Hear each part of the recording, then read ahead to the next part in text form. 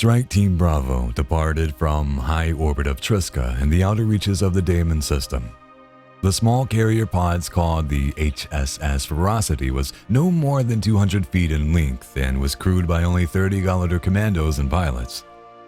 The custom almond-shaped ship had an angular hull comprised of advanced composite materials, the combination of which ensured minimal radar cross-section and reduced detection rates. That was always key for these types of atmospheric missions. As the ship was launched, the Hegemony simultaneously fired the AG drivers of no fewer than 16 pods, freights, and other vessels for short FTL jumps across the outer system. It was a well-established technique adopted by the Hegemony to hide the point of origin of the impending attack. The Republican forces on Koton would know an assault was inbound, but from which of those 17 total jump points was unknown. The minds of Ferocity's crew was drenched in the fog as the ship traveled the 6 minutes of FTL to the exosphere of the moon of Koton. Upon arrival, a vibrant blast of exotic particles signaled the ship's presence, though its sleek form helped it continue to avoid direct detection. The Ferocity, however, did not wait for the vast low-orbital weapon platforms of the moon, known colloquially as the Halo Network, to target lock them.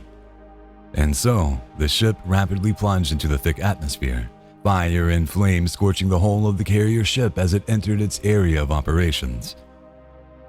The mission clock was now running. After reaching a height of 10,000 feet, the carrier pod leveled out. Within moments of achieving stable flight, large segments of the hull seemed to begin to peel away, as if the ship was shedding its skin. Instead, rather than segments of the hull, a series of winged atmospheric bomber craft were deployed, fanning out from the carrier as it spun its long axis to release its cargo. What was left of the carrier pod upon release of the craft was a mechanical-looking gantry framework of girders and supports. Gone was the sleekness, replaced by a functionally grotesque industrial underbelly that perfectly epitomized the war machine of the Galadur Hegemony. And then the bombers engaged their targets. Within 1 minute of deployment, the aircraft had accelerated to almost 5 times the speed of sound, dispersing out across much of the hemisphere. By the 5-minute mark, the bombers were deploying their ordinances, a mixture of guided munitions and intelligent combat drones to strike against detection stations, anti-aircraft emplacements, orbital launch facilities, and anything else of note that the Republic was unable to hide in their underground bunker fortresses. Despite ground-based point defenses, the destruction of the strike was incredible. Giant plumes of vaporized metal and superheated plasma violently cast into the air. Even with early warning of the strike and the opportunity to evacuate personnel, the casualties likely numbered in the thousand. Corpses for the Republic to add to the endless funeral pyres. A lesson for not capitulating to the might of the Hegemony. Yet, the devastation seemed to blend in seamlessly with the pockmarked and cratered terrain of the once vibrant and metropolitan moon world.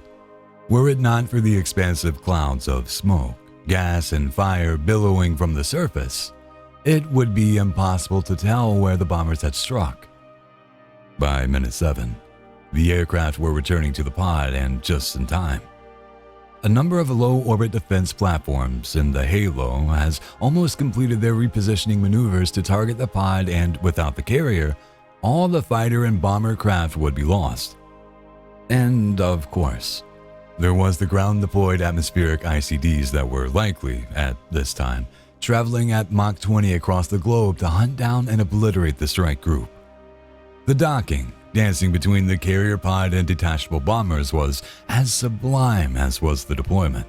A spinning, swirling helix of rapidly enclosing aircraft expertly docked with the jigsaw-like hull of the carrier pod until the unit was whole once again.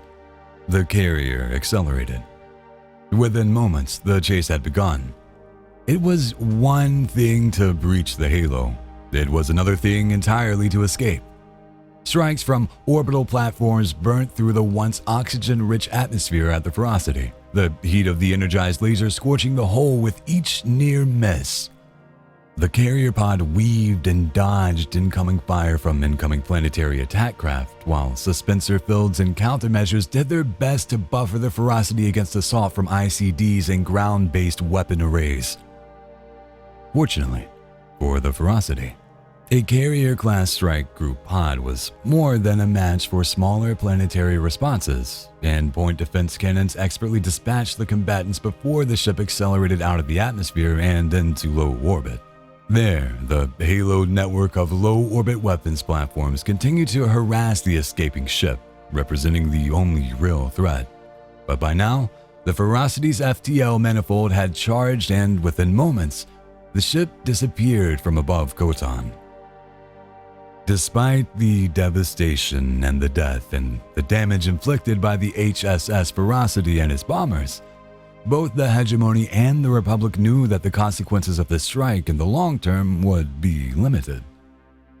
The Halo Defense Network remained robust while the Hegemony control of the outer system continued to be absolute. So, as the Ferocity re-emerged in real space in the outskirt of the system, he returned to dock for refit and resupply in preparation for another run in the coming days. The forever siege of Koton would continue.